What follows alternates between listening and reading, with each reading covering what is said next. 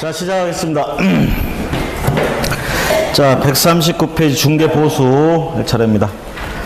중개보수 관심이 많죠. 우리가 이 중개보수는 이 중개 관련돼서 보수는 두 가지로 구성되어 있습니다. 말 그대로 중개보수와 실비 이렇게 되어 있습니다. 실비. 중개보수의 성격 이건 뭐 여러분들이 다 읽어보시면 되겠고요. 우리가 이제 보통 사무실을 차려놓고 의뢰인들이 와서 물건 내놓고 물건 찾고 이런 과정에서 중개 완성되고 계약서 쓸 때까지도 중개 수수료 얘기를 거의 하지 않고 합니다. 보수 얘기를. 그렇죠? 그러면 그 보수를 나중에 그러면 청구를 못 하느냐 이 얘기죠. 그렇죠? 그래도 보수를 청구할 수 있다 이렇게 되는 겁니다. 그래서 중개보수 지급에 관한 약정을 하지 않았어도 당연히 청구권을 행사할 수 있다. 다음 페이지 넘어가셔서 그렇다면 중개보수. 자, 보수 청구권. 보수 청구권. 중개보수에 의해 중개 서비스의 대가다. 그 다음에 청구권 발생 보세요. 언제 청구권이 발생하느냐 이 얘기죠.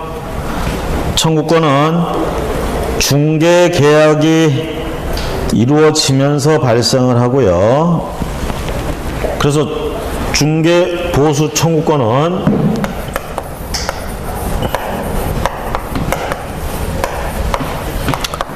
발생과 행사 나눠서 보셔야 돼. 언제 발생을 해? 중개 계약을 할 때. 일반 중개 계약을 보통 하죠, 우리가. 그렇죠? 그래서 만약에 이제 매도할 사람이 찾아와서 우리 아파트 좀 팔아줘. 얼마에 팔아줘. 그래, 네 거 얼마에 팔아줄게. 라고 하는 순간 중개보수 청구권이 발생합니다. 조심하실 건 발생했다고 해서 무조건 행사할 수 있는 건 아니에요. 조건부로 발생했다 이렇게 되는 거야. 보통 이제 정지조건부라고 얘기를 하죠. 발생을 했지만 행사가 정지돼 있죠. 언제까지? 중개가 완성될 때까지. 그렇죠. 중개가 완성이 되면 행사할 수 있다. 그래서 굳이 얘기하자면 정지 조건부로 행사할 수 있다 이렇게 얘기합니다. 중개 완성을 정지 조건으로 해서 행사할 수 있다. 그래서 중개보수 청구권 그러면 발생과 행사 시점이 다르다라는 걸 유념하시고요. 그 다음에 그러면 일반 중개 계약을 했을 때 의뢰인이 여러 군데 개업공인중개사한테 가서 내놨어요. 그러면 여러 명 다 뭐가 발생돼 있어? 중개 보수 청구권이 발생은 돼 있다는 얘기죠. 결국은 누가 행사하느냐? 조건을 성취한 자가. 여기서 조건이 뭐야? 정지 조건. 중개 완성이죠. 이것이 된 자가. 그래서 더 위너스 테이크스 올. 아바 노래. 그쵸? 승자가 몽땅 다 가져간다. 이거예요. 승자 독식의 세계. 정말 무서운 정글의 세계입니다. 자, 중개보수 청구권의 행사. 자, 중개보수 청구권을 행사하기 위한 요건. 일단 중개계약이 먼저 존재해야 되겠죠, 앞에. 그 다음에 오른쪽에 니은. 중개계약 기간 내여야 합니다. 우리가 보통 일반 중개계약 같은 것도 중개계약 기간 같은 거 설정할 수 있는데 보통은 안 하죠. 그렇죠? 안 하면 대개 몇 개월로 봐? 3개월. 일반 중개 계약서는 반드시 써야 되나요? 써도 되고 안 써도 되고. 그래서 안 쓰죠? 안 썼다 하더라도 우리가 한 게 뭐라고? 일반 중개 계약이라고. 그러면서 보통 언제까지 사고 팔아줘 이딴 얘기를 안 해. 그러니까 유효기간, 중개 계약의 유효기간에 대한 약속이 없어요. 그럴 때 이제 보통 뭐라고 하면 일반 중개 계약은 3개월 안에 중개를 해줘야 유효하다 이 얘기죠. 전속중개계약도 그렇잖아. 우리가 전속중개계약은 만약에 안 하면 몰라도 하기로 했으면 반드시 전속중개계약서를 써야 되고 법정 서식이죠. 이것도. 그 다음에 이거 전속중개계약을 할 때는 유효기간을 정하게 돼 있고 혹시 유효기간을 안 정했다 그러면 거기도 3개월을 유효기간으로 보고 있죠. 자, 어쨌든 중개계약 기간 내야 돼. 중개계약이 효력이 있는 때에 중개를 성공시켜야 됩니다. 그렇죠? 자, 그 다음에 디귿에 가보시면 거래계약이 성립해야 됩니다. 그래서 중개가 완성돼야 행사할 수가 있다. 그래서 판례까지 소개해놨습니다. 여러분들이 찬찬히 한 번쯤 읽어보셨으면 되고요. 그 다음에 거래가 성립되지 않은 경우 보수 청구의 여부. 자, 그러면 A라는 개업공인중개사, B라는 개업공인중개사 두 군데다 물건을 내놨어요. 여기서 A도 막 노력하는 거야. 그래서 뭐 등기사항증명서 같은 거 이런 것도 발급 받아보고 뭐 이렇게 하면서 실비가 좀 들어갔어, 돈이. 근데 성공은 B가 했어. 중개 완성은. 그러면 A가 자기가 좀 들어간 비용만큼 달라고 할 수 있느냐 이 얘기죠. 예를 들면 중개 완성은 못했지만 노력한 만큼 뭐 좀 달라는 소리 할 수 있느냐. 거기 밑에 1번 판례 뭐라고 돼 있어요? 그 노력의 비율에 상당한 보수를 청구할 수 없다. 성공한 놈만 가져간다고. 아시겠죠? 승자 독식. 무서워. 동그라미 1번. 자, 중개 의뢰 계약과 같은 유상 위임 계약. 그러니까 판례는 중개 의뢰 계약을 대개 뭐로 보고 있어?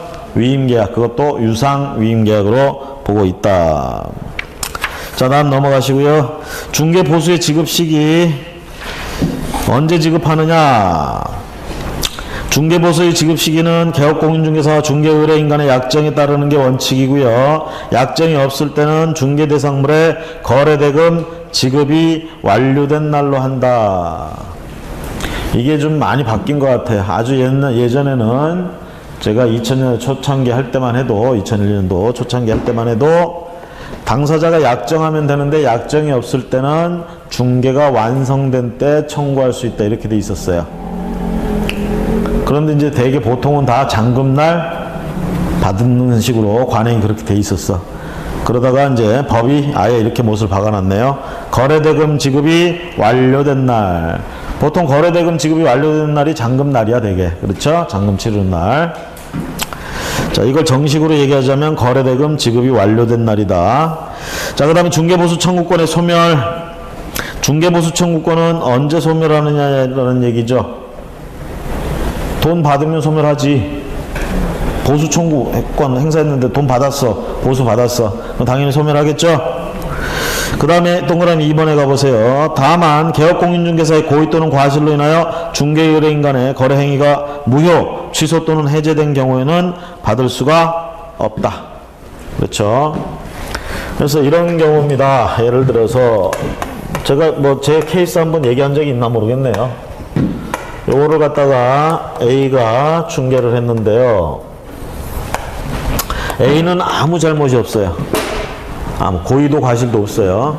근데 지들끼리 뭐가 잘못 붙어가지고 이거를 해제하네, 뭐 취소하네 해서 이거 취소가 돼버렸어. 또는 해제를 했어. 누구 한쪽이 잘못해서 또 한쪽이 해제를 해버렸다 이 얘기야. 그럼 이제 무효가 된 거죠. 그렇죠? 그럼 지들끼리 이제 거래대금 뭐 돌려받고 어쩌고 이제 하겠지. 두 배로 물려주고 뭐 이런 소리 하겠죠. 그러면 A는 중개보수를 청구할 수 있느냐 이 얘기예요. 이게 무효가 됐어 지금. 중개보수 청구할 수 있다 없다? 얘가 아무 잘못 안 했다고 그랬잖아. 얘는 아무 잘못 안 됐어. 얘 보수 청구권 언제 발생했어요? 중개계약 하면서 발생했고 언제부터 행사할 수 있었어요? 중개가 완성되면 행사할 수 있었잖아. 그렇죠? 결국은 얘가 완성시킬 때까지 아무런 잘못도 없었고, 그리고 이게 해제가 된 것도 얘 잘못이 아니라는 거야. 아무 잘못이 없어. 그럼 얘는 보수 청구를 할 수가 있다라는 얘기입니다. 아시겠죠? 그러니까 얘들은 이런 상황이 벌어져도 보수는 지급해야 된다는 얘기예요. 물론 얘의 고의나 과실 때문에 이게 깨졌다 그러면 보수 청구 못해요. 얘가 아무 잘못도 안 했는데 깨졌다 그러면 그때는 보수 청구한다 이 얘기입니다. 정상적으로 청구하는 거 이거. 됐습니까? 제가 해봐서 알아요. 진짜로 정상 청구 돼요. 응? 난 아무 잘못도 안 했어. 지들이 막 싸우더니 끝냈어. 그리고 안 주겠대. 무슨 나의 노력을 내놔 그랬죠. 결국은 안 주겠다고 날뛰길래 법원에다가 중개보수 청구 소송을 제기했죠. 소송. 사람들한테 협조를 받아가지고 주변에 이제 변호사 친구들도 있고 있잖아요. 그래서 어떻게 쓰면 되냐 그랬더니 이렇게 쓰래. 써가지고 직접 제출했죠. 해가지고 판사님이 개업공인중개사님은 아무 잘못이 없으시네요. 중개보수를 지급하세요. 이렇게 판결이 나왔어요. 자, 그래서 개업공인중개사의 고의 또는 과실로 인하여 중개의뢰인 간의 거래행위가 무효 취소 또는 해제된 경우에는 받을 수 없지만 그런 고의나 과실이 없다면 받을 수 있다. 됐습니까? 자, 중개보수의 범위 봅니다. 중개보수의 범위. 이게 이제 자꾸 문제가 되죠. 여러분들 헷갈리지 마시고 구분을 하세요. 제일 중요한 건 그거야. 우리 이 보수 부분에서 물건을 나누는 게 중요한 거예요. 물건을 이 주택이나 이런 거하고 나머지로 이렇게 나누는 거야. 주택과 나머지. 아시겠죠? 주택과 나머지. 먼저 주택의 경우 그리고 주택이 아닌 경우 이렇게 나누는 거예요. 그 다음에 주택으로 나누면 또 행위가 주택은 크게 보면 소유권이 자체가 넘어가는 매매나 교환이 있고 빌려 쓰는 얘기가 있잖아. 우리가 임대차 같은 거 그렇죠? 이런 게 있죠. 이렇게 두 가지로 나눠볼 수 있어. 주택은 왜 주택하고 주택 외로 하느냐. 어떤 면에서 보면 이거는 사람들이 주택이라는 부분은 필수적인 거예요. 그렇죠? 상가 건물 이런 거는 하고 싶으면 하는 거야. 장사하고 싶으면 상가 건물 필요한 거고 안 하면 필요 없는 거야. 하지만 주택은 어때요? 들어가서 잘 때는 있어야 될 거 아니야. 필요한 건데 중요한 건 필요한 거고 이거는 1%보다 99%가 많지. 서민이. 서민이 99%인가요? 90%인가요? 모르겠습니다. 하여튼 그러다 보니까 얘들한테는 이 수수료가 굉장히 보수가 굉장히 영향을 미치는 거예요. 그러니까 이 부분에 대해서 그리고 대한민국에서 이루어지는 대부분의 이 중개 거래 중에 보면 이게 차지하는 비중이 압도적이거든. 그래서 이 부분을 갖다가 따로 띄어서 이렇게 보는 거다. 자, 그러면서 이제 우리가 뭐라고 그러냐면 요 상태에서 조례로 결정한다 이 얘기예요. 조례로 그 지역에 맞게끔 한다. 그러면 어떤 한도를 정해주고 조례로 한다. 어떤 한도를 정해주느냐? 매매 교환은 1000분의 9까지, 임대차는 1000분의 8까지 라는 한도를 법령에서 정해준다 이 얘기예요. 법령. 공인중개사법이나 공인중개사법 시행령에서 여기까지는 정해준다는 얘기야. 이거는. 그럼 이 한도 내에서 어떻게 하는가? 그 지역의 실정에 맞게끔 조례로 정해라. 그러면 이 얘기대로 하자면 지방자치단체마다 이거의 보수, 수수료율은 다른 게 원칙이겠죠. 다른 게 원칙이잖아. 그쵸? 실제로는 되게 비슷해요, 다. 서울특별시나 이런 데 만들어 놓은 걸 다른 지자체가 다 베껴서 써, 그냥. 자기들이 따로 연구해서 하기가 싫어. 귀찮아.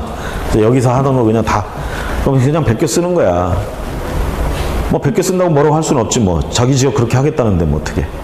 그러면서 조례로 정해놨어. 마치 자기들이 새로 쓴 것처럼. 뭐 어쩔 수 없어요. 뭐 그렇게 하겠다는데. 자, 그러면 어쨌든 뭐라고? 법령이 정해준 한도 내에서 그 지역의 조례로 정한다. 그래서 시험 문제 낼 때는 중개수수료 계산 문제 낸다 그러면 서울특별시의 물건 같은 거를 예를 들어가지고 서울특별시 강남구 서초동에 있는 서초동인가요? 서울특별시 서초동 강남구 서초동인가? 하여튼 거기 그 지역에 지금 중개를 한단 말이야. 중개를 하면서 예를 들어서 그렇게 중개를 하면서 중개 수수료 얼마 받을 수 있느냐 매매 아파트 10억 이렇게 해가지고 계산해라 하면 그 문제 그렇게 내면 안 돼요. 왜? 수수료 요율을 알아야 우리가 계산할 수 있잖아. 그러면 만약에 그렇게만 딱 문제를 내면 우리가 서울특별시 수수료 요율을 알고 있어야 된다는 얘기야. 외우고 있어야 된다는 얘기야. 그러면 서울 거는 하도 유명하니까 외웠다고 치자. 저기 제주도 걸 냈어, 문제를. 그럼 제주도 거도 또 외우고 있어야 되네? 만약에 저기 수원시 거를 물건을 했어. 그럼 수원시 걸 또 외우고 있어야 되네? 전국적으로 이게 다 다른 게 원칙이잖아. 그 전국의 수수료율을 그걸 뭐하러 다 외우고 있느냐 이 얘기지. 그쵸? 그러니까 계산 문제 낼 때 그냥 딸랑 그렇게 내면 안 되는 거예요. 그래서 계산 문제 낼 때는 어떻게 하느냐? 수수료 요율을 가로 속에 넣어줘요. 넣어줄 수밖에 없어요. 그리고 서울특별시의 아파트 매매 수수료 5억짜리 수수료 요율이 얼마냐 이렇게 이딴 문제는 내면 안 돼. 차라리 내면 어떻게 내느냐? 법정 한도가 어디까지냐 이렇게 물어보거나 또는 이 한도 내에서 조례로 정한다 이 말이 들어가야 맞는 말이냐 아니냐 이런 거. 그런 문제를 낼 수 있겠죠. 그렇죠? 그래서 계산 문제나 이런 거는 여러분들이 계산할 때 그것만 하시면 돼. 특히 임대나 이런 것들은 어떻게 돼요? 곱하기로 해서 5천이 넘느냐 안 넘느냐 또 이렇게 되잖아. 주택은 5천이 안 넘으면 70%로 곱하기 100을 하는 게 아니라 70을 하고 이렇게 하잖아요. 그런 걸 아시고 계셔야 돼. 그런 거를. 요율 자체는 그렇게 그닥 문제가 안 돼. 이 정도로 기억하셔야 돼. 이게 법정이고. 그리고 자, 그 다음에 이제 주택이 아닌 경우에 어떻게 하느냐? 주택이 아닌 경우. 주택이 아닌 경우는 뭐하고 뭐가 있어요? 주택이 아닌 경우 중에도요. 오피스텔 그리고 그 외. 이 오피스텔 중에요. 주택으로 쓰이는 오피스텔 얘기하는 겁니다. 그런 경우들 있잖아요, 우리가. 오피스텔 얻어가지고 주택으로 쓰고 이런 분들. 자, 그런 게 여기 들어가고, 나머지 오피스텔은 여기로 들어가는 거야. 나머지. 그래서 주거용 오피스텔과 주거용이 아닌 것, 그 외 모든 물건들. 그러니까 결국은 이 수수료 요율 자체도 주거용을 기준으로 세워져 있구만. 그렇죠? 주택도 주거용이고, 여기도 어떻게?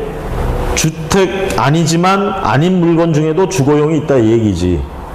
그 주거용 오피스텔 빼고 나머지. 그렇죠. 자, 그러면서 규칙에 이제 뭐라고 돼 있냐면 주거용이니까 또 뭐 어떻게 해야 돼? 얘처럼 매매, 교환, 임대차. 그러니까 주거용은 항상 이런 패턴으로 나누는 거야. 행태를. 자, 이렇게 한 다음에 여기 이제 들어가는 게 뭐냐? 100분의 5 아니 1000분의 5 1000분의 4.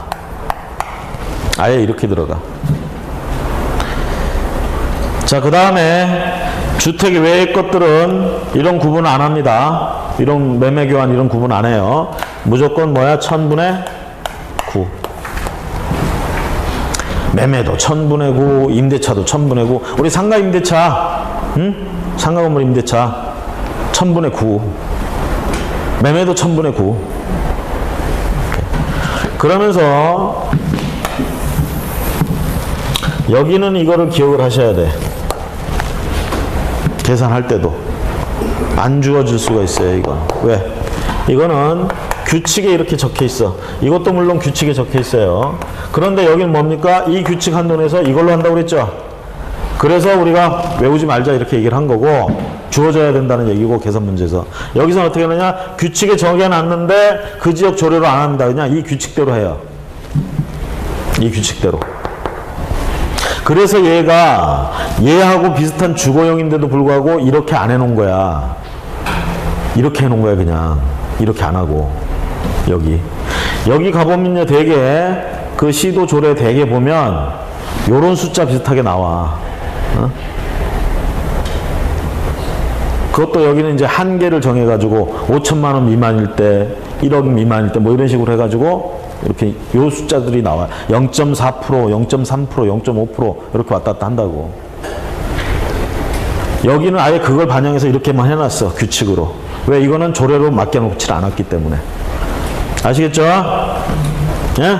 그러니까 이 숫자는 계산 문제 내면서 상가 건물 같은 거 거래했는데 수수료 얼마냐 이렇게 물어보면서 어느 지역에 거 했는데 그러면서 이런 숫자를 보기로 안 넣어줄 수도 있어요. 왜? 지방마다 다 똑같거든 이거는. 이걸로 하니까. 됐습니까? 네? 됐죠? 자, 그래서 거기 주택, 외 주택 이렇게 가려서 하고요. 142페이지하고 143페이지 전부 정리하면 그 내용입니다. 됐습니까? 네? 여러분들이 나중에 읽어보시고 싶으면 차분히 읽어보세요. 이 내용으로 이렇게 이걸로 정리됩니다. 자, 정작 중요한 건 이제 이걸 적용을 해가지고 계산하는 문제. 143페이지 아래 가보시면 중개보수의 산정, 거래가격 곱하기 중개보수 요율 이렇게 돼 있죠. 그래서 거래가격 곱하기 해당 물건의 요율을 곱하는 거예요. 이게 일반적인 원칙이에요. 중개수수료 산정. 자, 교환의 경우는 어떻게 합니까? 교환은 물건과 물건을 바꾸는 거죠. 우리가 이럴 수 있잖아. 갑은 전원주택을 가졌어. 을은 어느 지역에 토지를 가졌어. 얘는 전원주택이 필요해. 얘는 토지가 필요해. 이거를 A가 중개해줬어. 그럼 둘이 물건을 바꾸는 거야. 교환. 자, 그런데 두 개의 값어치가 똑같으면 상관이 없는데 다를 수도 있겠죠. 다른 부분은 결국 어떻게 하겠어요? 이제 돈으로 메꾸겠지. 그렇죠? 자, 얘들이 뭐 돈으로 메꿔서 거래하는 건 좋은데 얘는 이제 문제는 뭐예요? 내가 성공했으니까 보수를 받아야 될 거 아니야. 얼마를 받아야 되느냐? 그럼 저기 물건에 따라서 요율을 곱해야 되는데 이쪽의 기준으로 해야 되느냐, 이쪽의 기준으로 해야 되느냐, 이런 문제죠. 그랬을 때 교환에 뭐라고 돼 있어요? 거래 금액이 큰 중개 대상물의 가액을 거래 금액으로 한다. 교환 대상 중개 대상물 중 거래 금액이 큰 중개 대상물의 가액을 거래 금액으로 한다. 그 다음에 D급번 보시면 월 차임이 없는 임대차의 경우, 우리가 흔히 아는 전세계약이죠. 보증금 한 번에 빡 주고 들어가서 사는 동안에 더 이상 돈 안 내고 나올 때 돌려받고, 이게 우리가 말하는 전세잖아. 이게 만약에 등기비 올라가면 뭐라고 불러야 돼? 전세권 이렇게 불러야겠지. 전세라는 말로 등기비 올라가면 전세권이란 말로 올라가요. 그럼 물권인 전세권이죠. 그렇죠? 자, 물권인 전세권은 보증금 내 안 내? 물권인 전세권은 보증금 내 안 내요? 거기서도 보증금을 내야 됩니다. 다만 뭐라고 불러? 그 보증금을 전세금이라고 불러요. 거기서는 물권인 전세권. 자, 그러면 전세금을 지급 안 하고 전세권 등기할 수 있습니까? 지상권은 지료를 지급 안 하는 지상권 설정 가능해요, 안 해요? 무상지상권이 가능하냐고. 약정하기 나름이죠. 얼마든지 가능하죠. 그러니까 지료를 지급하기로 했다 어쨌다 이걸 반드시 등기해야 될 의무는 없습니다. 그쪽은. 다만 지료를 지급하기로 했는데 이 내용을 등기를 안 하면 땅 주인이 곤란해지는 수가 있어. 결국은 제3자한테 대항할 수 없다. 이때 지료 등기는 대항 요건이에요. 그렇죠? 자, 그런데 전세권 등기, 물권인 전세권에서는 전세금을 지료처럼 등기 안 해도 되느냐 이 얘기죠. 전세금을 지급하지 않기로 하는 전세권 설정이 가능하냐 이 얘기입니다. 안 됩니다. 전세권에서는 전세금 지급이 필수 항목이에요. 반드시 지급해야 됩니다. 아시겠죠? 전세금. 자, 그런데 이제 우리는 흔히 그런 전세권 등기하는 것보다 여러분들이 주변에서 많이 본 게 그냥 전세라고 불리는 거. 그렇죠? 그럼 이 전세는 물권인 전세권으로 봅니까? 채권인 임대차로 봅니까? 채권인 임대차 관계로 보죠?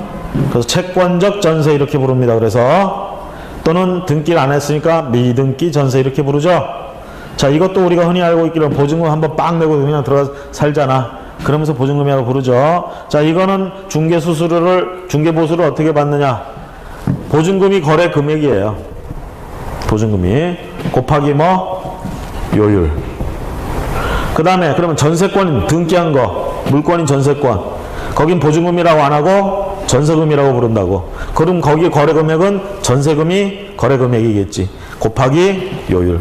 됐습니까? 그래서 월차임 없는 임대차의 경우, 그래서 전세보증금 곱하기 중개보수 요율. 그 다음에 월차임이 있는 임대차의 경우 해가지고 A와 B가 나옵니다. 그렇죠?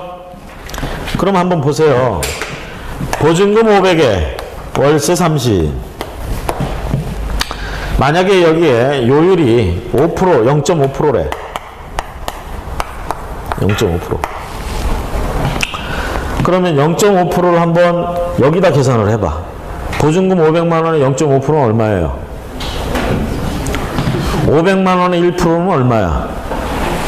500만 원에 1%. 1만 원이죠? 아니, 5만 원이죠? 그거의 반이니까 얼마야? 2만 5천 원. 야, 중개 하나 해주고 2만 5천 원 받네? 아니면 여기다 한번 곱해봐. 30만 원에 0.5%면 또 얼마야? 30만 원에 1%는 3천 원이죠? 3천 원. 그거의 반은? 어휴, 여기다 하면은 1,500원이나 받네? 이건 너무하죠? 그래서 어떻게 하냐고 하면, 여기다가 곱하기 100을 해요. 얼마예요? 3천만 원이죠? 거기다 요걸 더해. 3,500이죠? 그럼 이거 거래 금액이 3,500만 원짜리 물건이 되는 거예요. 그렇게 거래 금액을 만든 다음에 곱하기 요율을 하는 거야. 이게 이제 일반적인 건데, 문제는 이겁니다. 이런 서민들을 위하다 보니까 이게 이 거래 금액이 적게 나오는 사람들일수록 힘들게 사는 사람들이에요. 그 사람들한테 이 요율을 그대로 해버리면 수수료가 너무 세다 이 얘기야.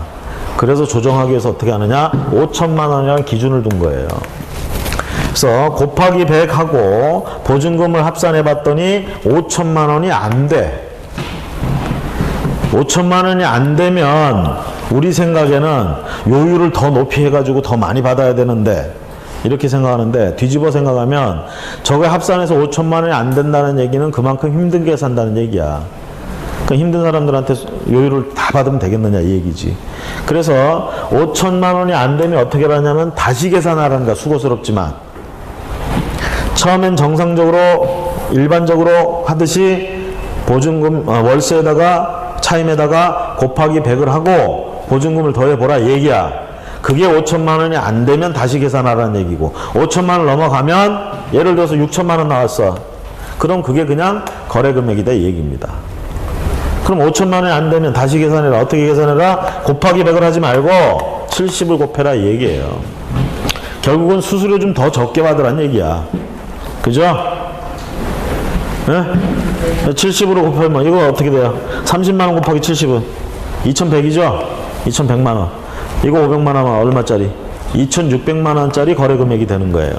아까는 얼마였어요? 3500만 원짜리인데 2600만 원짜리가 됐죠? 거기다가 요율을 곱해라. 그러니까 수수료가 당연히 적어지지. 적게 받으란 얘기야. 힘들게 사니까. 아시겠습니까? 어떻게 하는지 알겠죠?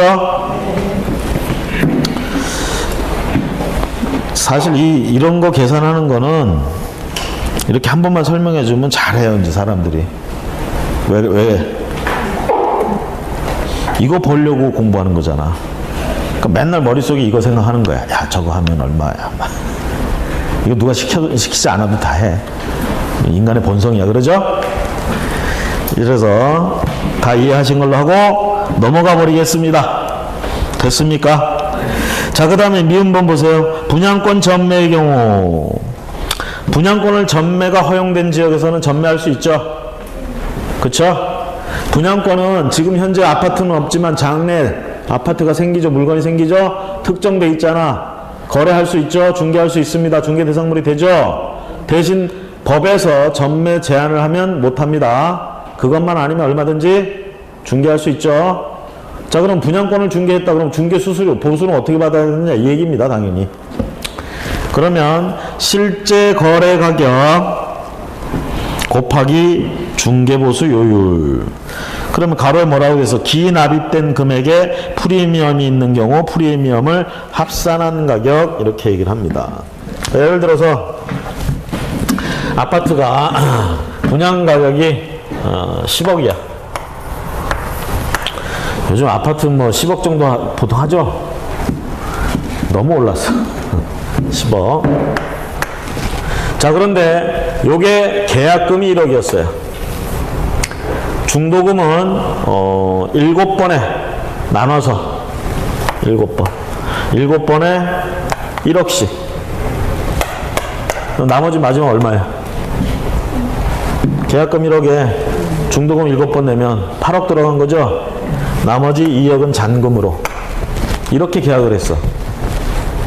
자, 중도금은 예를 들면 뭐 석 달에 한 번씩 내는 걸로. 자, 계약금 1억 들어갔습니다. 그 다음에 중도금 2번 들어갔어요. 2번. 총 얼마예요? 4억 들어가 있죠? 요 상태에서 전매를 했어. 요 상태에서. 그걸 중개한 거야. 그럼 중개 보수를 계산할 때 거래 금액 곱하기 요율이잖아. 거래 금액을 10억짜리 아파트니까 10억으로 봐야 되느냐, 실제로 들어간 돈으로 해야 되느냐 이 얘기예요. 우리는 어떤 걸로 하면 좋겠어? 당연히 이거지. 법에서는 어떻게 하라고 돼 있어? 들어간 걸로 해라. 그래서 1억에 2번 들어갔으면 얼마예요? 3억이네. 3억. 4억이 아니라. 그쵸? 3억. 그럼 이건 거래 금액이 3억짜리가 되는 거예요. 자, 그런데 여기에 프리미엄이 붙었어. 프리미엄이 한 2억 붙었어요. 이것까지 합산하라는 얘기예요. 프리미엄. 그럼 얼마? 5억이죠? 그 5억이 거래 금액이 되는 거야. 됐습니까? 그러면 이걸 사는 사람은 매도인한테 얼마를 줘야 돼? 10억 줘야 돼요? 5억 줘야지. 매도인이 낸 돈 3억에다가 프리미엄 2억 붙었다며. 그게 매도인이 가져갈 돈이지. 나머지는 앞으로 비어있잖아. 계속 내야 될 돈이잖아. 그건 매수인이 승계한 거예요. 매수인이 내야지. 그럼 이 사람 이거 얼마에 산 거예요? 12억에 산 거지. 그쵸? 그래서 우리는 12억에다가 요율을 곱하면 좋겠는데 뭐라고? 실제로 들어가 있는 돈만큼만. 됐습니까? 여러분들 실제로 중개업하고 할 때는요, 이런 게 빨리빨리 계산이 돼야 돼요. 응? 이런 게 천천히 이렇게 생각하고 있으면 사람들이 답답해서 가버려. 응? 진짜 중요한 건 이런 거야. 이거 빨리빨리 돌아가야 돼. 그래서 연습을 많이 하셔야 돼, 혼자서. 아시겠습니까? 우리 하다못해 전자상가나 이런 용산이나 이런 데 가거나 아니면 어디 뭐 쇼핑몰, 옷가게 있는 데 가면은 계산기 딱 들고 이러잖아. 응? 막 좀 이러잖아. 응? 이거 드리겠다고. 그 정도까지는 아니어도. 그렇죠? 여기 머리 셈법이 빨라야 돼요. 셈법이. 근데 보면 그거 타고나는 사람이 있어. 부러워 죽겠어. 그런 사람들. 여러분들도 타고나진 않았어도 비슷하게라도 되도록 노력을 해야 돼. 뭐 사람을 속이라 뭐 이런 얘기 아니에요. 아시겠죠? 정당한 대가를 받으려면 우리가 빠릿빠릿해야 돼. 자, 그 다음 분양권 전매 그렇고, 비읍번에 가보세요. 동일 중개 대상물에 대하여 둘 이상의 거래가 이루어지는 경우, 동일한 중개 대상물에 대하여 동일 당사자 간의 매매를 포함한 둘 이상의 거래가 동일 기회에 이루어지는 경우에는 매매 계약에 관한 거래 금액만을 적용한다. 흔히 있는 경우 중에 하나가 뭐죠? 전세 끼고 집 사는 경우. 자기가 세입자가 되면서 집을 파는 경우. 이런 경우지. 그래서 갑이 집을 가지고 있고 요거를 을한테 매매 계약을 하는데 갑이 그럽니다. 내가 지금 당장 이사 갈 데가 없으니까 얘는 또 당장 들어올 건 아니거든.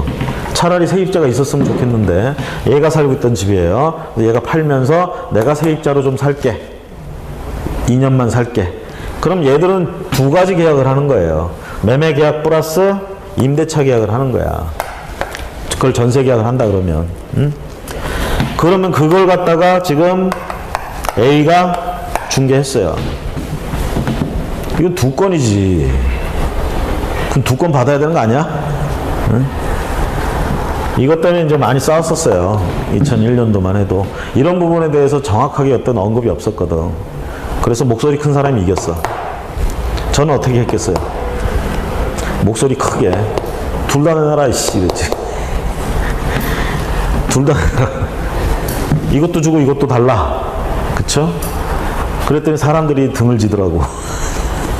그래서 저도 한쪽만 주세요. 근데 법으로 지금 얘기된 게 이렇게 됐을 때 요것만 받으라 이 얘기예요. 이제는 명확해진 거야, 법으로. 아시겠죠? 자, 이것과 그거 외의 계약이 동시에 이렇게 동일 당사자 간에 했을 때는 결국은 요거 하나만 받아라. 이게 크겠지, 이게. 이거보다는. 이게 크겠죠? 이걸 받아라는 얘기예요. 됐습니까? 자, 그 다음에 중개보수와 별도로 부가가치세 징수해서 나오는데, 공인중개사법에서 규정하고 있는 중개보수라 함은 공인중개사가 용역의 대가로서 받는 적정한 이익 비용 등을 의미한다고 할 것이다. 니은에 이러한 중개보수에 따른 부가가치세까지를 포함하는 것은 아니라 할 것이므로 공인중개사가 중개보수와 부가가치세를 함께 수령하게 되어 결과적으로 그 금액이 공인중개사법에서 규정하고 있는 법정 중개보수를 초과하더라도 동법 중개보수 초과소수 금지 규정에 위반되는 것은 아니라고 할 것이다. 결국은 이제 누가 민원 질의를 넣어가지고 이렇게 유권 해석을 받아놓은 걸 해놨어요. 쉽게 얘기하면 부가가치세는 우리가 부가가치세를 내야 되는 경우가 있죠. VAT 별도 해가지고 보통 부가가치세는 10%가 붙습니다.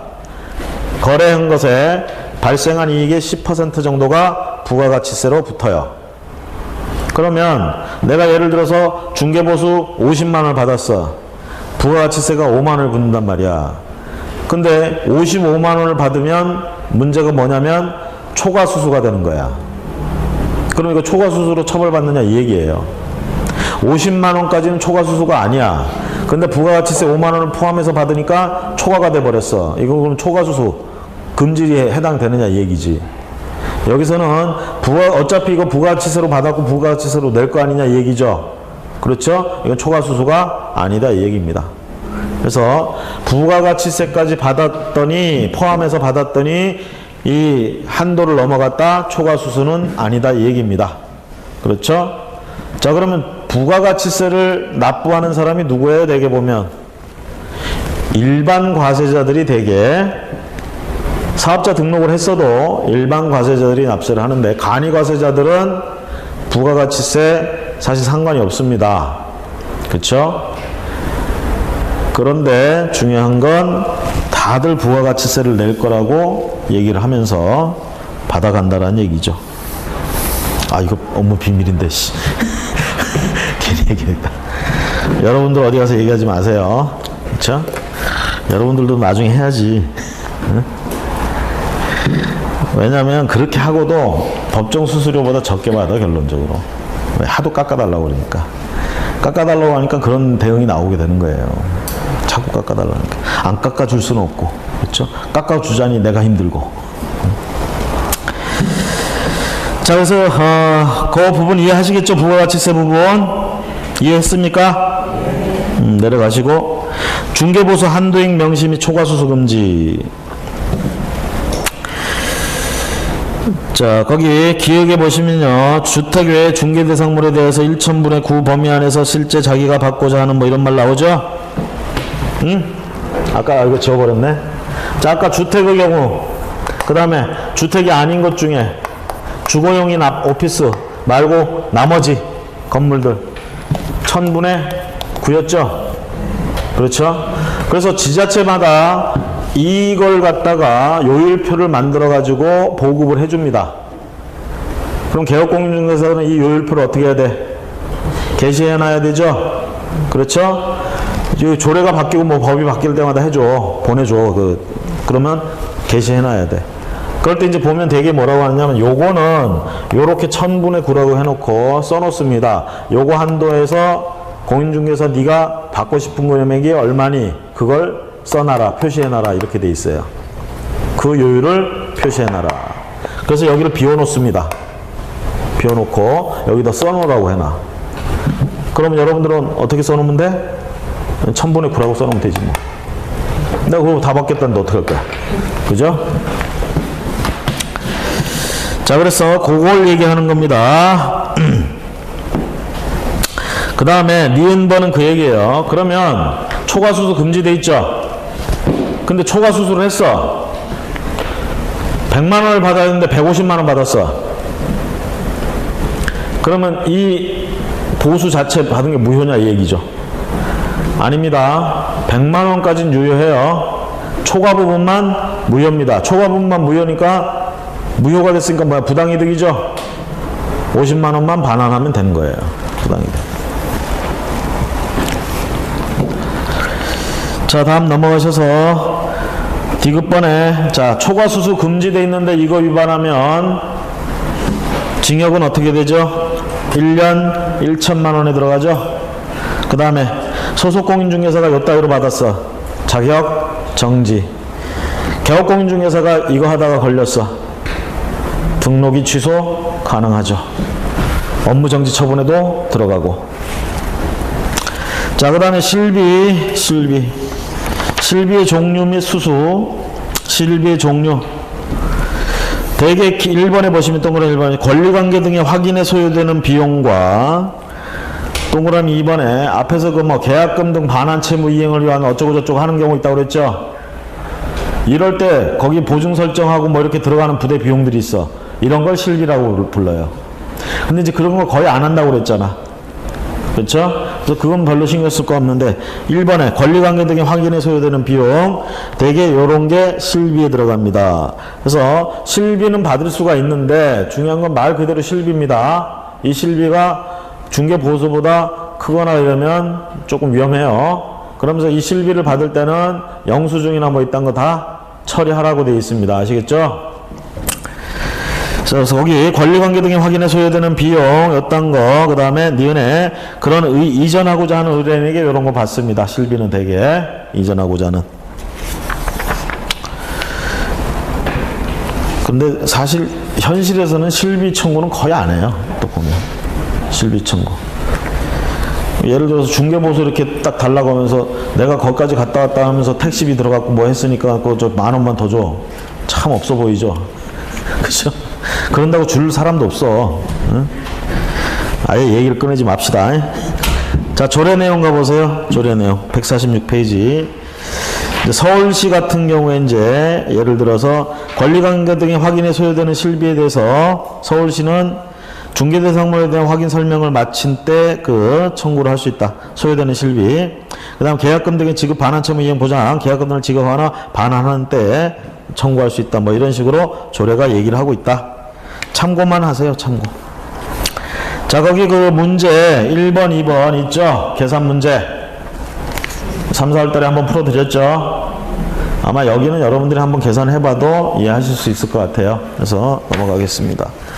자, 그래서 잠시 쉬었다가 148페이지 공인중개사 협회 및 보칙 보도록 하겠습니다.